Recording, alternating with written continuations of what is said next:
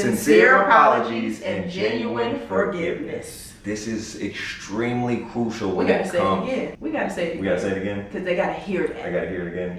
Yeah. Okay. Sincere apologies and genuine forgiveness.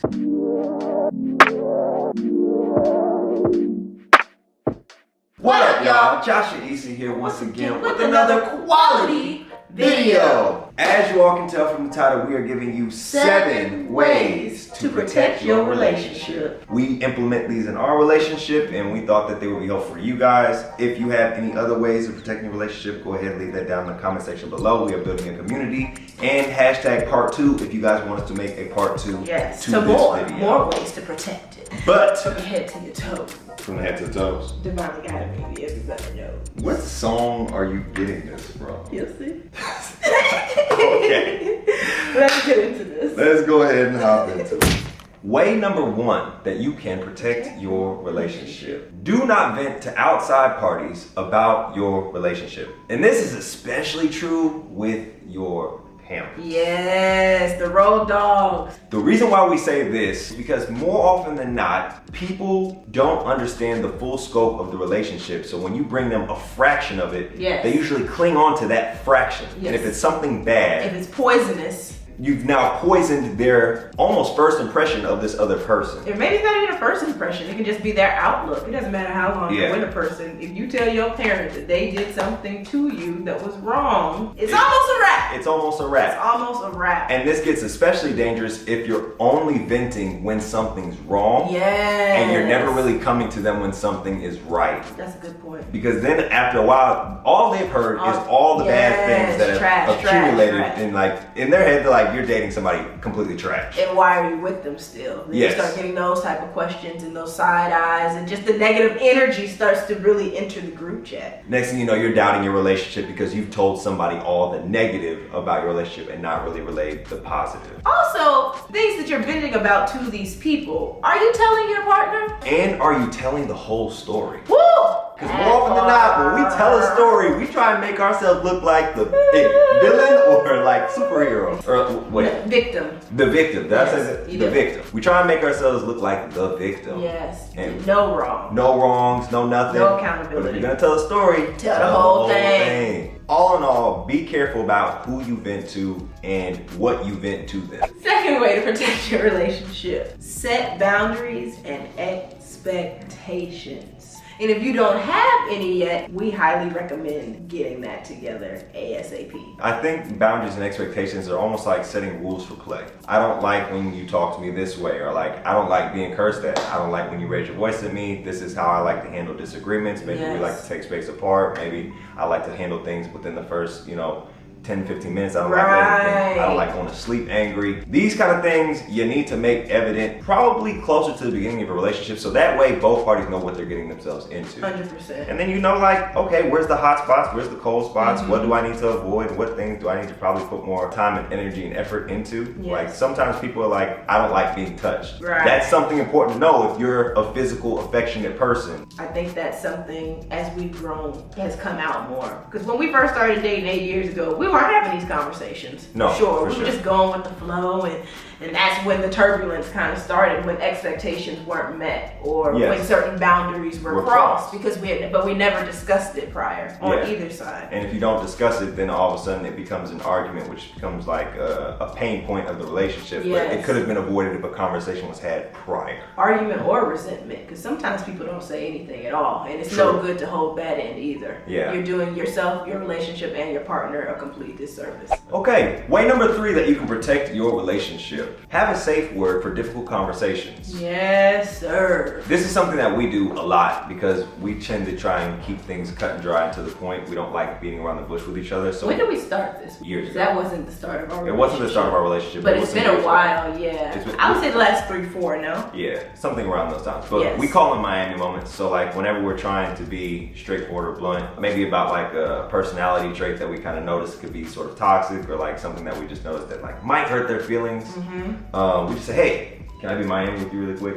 that prepares the other person for a difficult conversation. Yes, and keep in mind that this safe word, the whole purpose of it is so that there's like this judgment-free zone. Understand that it's coming from a place of love. The person that you're with cares about you. And I think that's what sometimes can get a little bit murky when you do address certain issues that you have in your relationship. That judgment is almost clouded of like, oh no, you're attacking me. When it's really like, no, it's somebody trying to bring something to your attention so that you guys can work in a healthy direction. Establish your own rules, but yeah, some of ours is like, understand that I'm coming from a place of love with this. It's because I have your best interest at heart, but I also don't have time for the sugarcoating and like the beating around the bush. Sometimes you just need to hit somebody bluntly with something, respectfully. And I think that is a really big key point to say with the safe word. You can't say the safe word and then be cussing out your partner at the same time. There does need to be a sense of love and compassion when you address those things. And I also think it's important to ask, can I be whatever? Can I be Miami? Right. Like, make sure that that's is facts. aware. Don't just hit them with that. Don't hit them and be like, I'm gonna be Miami with you, and then like you run right into it because you're not letting that person establish whether or not, am I ready for it in this moment? Maybe I'm not ready for someone to be 100 with me in this very moment. I might need a minute. I have a lot on my plate. You're trying to bring something else heavy on my plate. I can't do it right now. Ask first. Yes. And then move into the moments. But this will definitely help fortify your relationship. That actually leads into our next point, which number 4 is maximum transparency. You want to be as transparent as possible because then that doesn't leave room for surprises that could potentially be detrimental to the relationship. This is why boundaries need to be discussed before. This is why Miami moments are in place, because that allows for transparency to be present. And believe it or not, although those moments might be difficult in those moments and maybe a little bit painful, if somebody's, picking at the toxic traits, it will strengthen your relationship. It'll protect and strengthen it. For sure. You guys, the more 100 that you can become with your partner, to me, the more solid you guys become. You don't want to find out something about your partner from somebody else.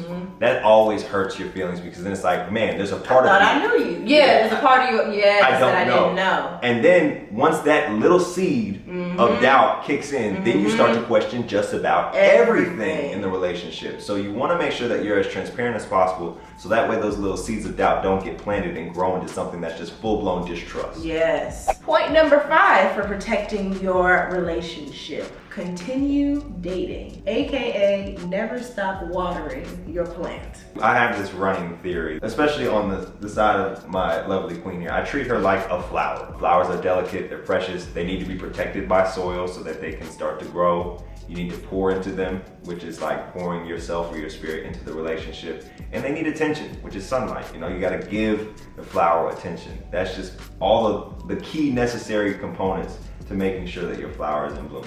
But you can treat your entire relationship like a garden. Treat your entire relationship. I think it's important. All relationships should sort of be treated like a garden. You want to protect that person's privacy or protect their secrets, like protect those. They're hard. Yeah, and the more you pour into the relationship, the more nutrients that you give to that garden. And then, the more attention that you give to it, that makes the person feel appreciated. Yeah, so the relationship flourishes. Your garden continues to flourish the more that you water the plants. Which is why we're saying still, continue dating each other, never stop. That is a big reason why we have really started our Quality Bucket List brand too, to share different date ideas and scenarios with you guys, but as well as hold ourselves accountable for continuing to date each other now that we're married and been together 8 years. That is a big thing that I feel like people ask us often, how do you keep the spark alive? We date each other. We really never stopped. Everyone loves the courting phase so much when it comes to dating. But then it seems like once you get the prize, it's almost as if it dies out. You stop watering your garden. Yeah, and then you lack the nutrients. You want that to keep continuing to flourish. So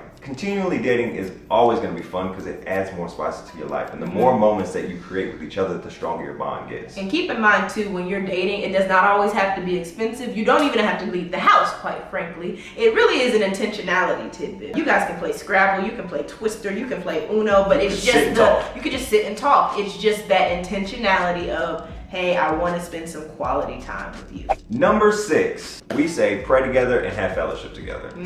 We're a praying household, we're a fellowship household. We believe in God around these parts.